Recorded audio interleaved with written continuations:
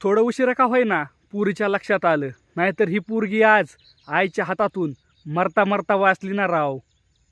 काय सांगू तुला, 2 दिवस झालं बोलणं झालं नाही. त्या ती मम्मी आहे की बघा मागं पुढं करत असते. जरा कोणाशी बोला म्हणलं तर हायच पहिलं माझ्याकडे फोन दे, मी आधी बोलत मग तू बोलायचं अशी म्हणती. कुठल्या जेलमध्ये आणून ठेवलंय मला काही कळणच झालंय. लव्ह मॅरेजचा विषय तर लांबच सोडून दे.